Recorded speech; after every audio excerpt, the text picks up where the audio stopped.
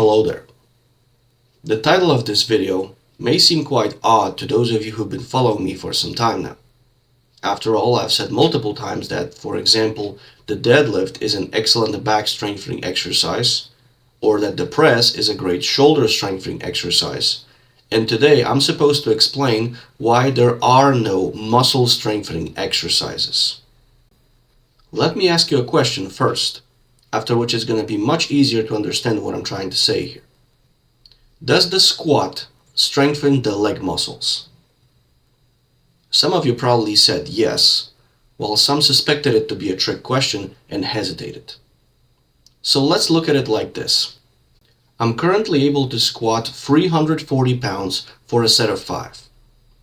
If on the next training sessions I was to squat, let's say 220, would that continue to stimulate further leg strength gains? Of course not. Doing an exercise with such relatively light weight won't accomplish anything since my capability is much higher. If I want to continue getting stronger, I need to go up to 341. So even though I'm squatting with a weighted barbell, that doesn't automatically mean I'm strengthening my leg muscles. Just because a muscle is engaged during a given exercise, that doesn't necessarily mean that it's being strengthened.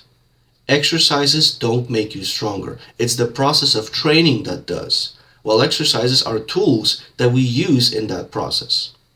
Obviously, some tools are better than others, and exercise selection is very important, but simply picking the correct exercise doesn't mean it's gonna get you stronger.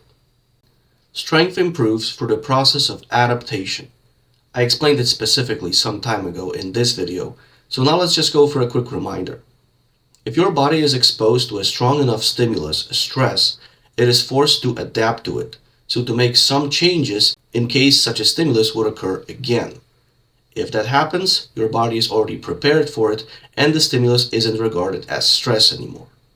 That's why in the process of training, we gradually increase the stress, which in this case, in context of getting stronger, means increasing the weight, since strength is the ability to exert force against external resistance, so to lift heavier weights. That way we constantly stimulate the adaptation process and grow stronger. So at this point it should be obvious why for someone who can squat 340 pounds, squatting 220 or even 270 isn't going to accomplish anything in terms of strength gains. Without stress, there is no adaptation. The phenomenon of adaptation is the most important thing to understand in context of improving human performance. It is hands down the single most crucial thing you need to learn as a physical therapist or a strength coach if you want your work to make any sense. And fun fact, you know how many times I've heard about it at the university? How many times during university level education, which prepares you for a job of improving people's performance, we have had the fundamental physiological mechanism for which the improvement in performance occurs explained to us? Not once. What we've instead heard repeated multiple times was, for example, that resistance exercises increase muscle strength. That was it. It doesn't matter what resistance and for whom. Simple. Resistance equals increase in strength. So I guess even if it's a 1-pound dumbbell, would I exercise with it long and often enough, I would eventually look like a bodybuilder. After all, I'm doing resistance exercises. And apparently, when you exercise without resistance, you simply don't increase your strength. If you understand adaptation, you understand that for someone who can lift 340, lifting 220 is pointless. But you also understand that, for example, for a very weak elderly person who has difficulty moving around, getting up from a chair 5 times without assistance can be a strengthening exercise. It's going to increase that person's strength even though technically speaking it's done without any resistance. Resistance is relative, and for exercise to make sense, it has to be adjusted to a person's current strength level. I know it may sound like I'm trying to nitpick here and that this is in fact what they had in mind, but no.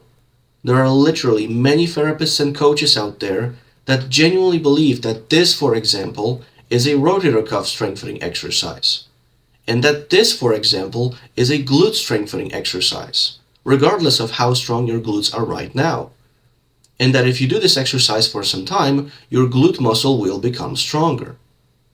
And they don't stop for even a second to consider that maybe for someone who can already squat almost 400 pounds, for instance, this doesn't strengthen anything. Let's just say it again. Just because a muscle is engaged during a given exercise, that doesn't necessarily mean that it's being strengthened. Just because you use resistance in an exercise, that doesn't necessarily mean it's making you stronger. Both exercise and resistance are tools used in the process of increasing strength, the process of adaptation. Remember that while designing your training. And if you want to hear more about how to go through the training process and how resistance fits into that, check out these videos. Stay strong, and until next time.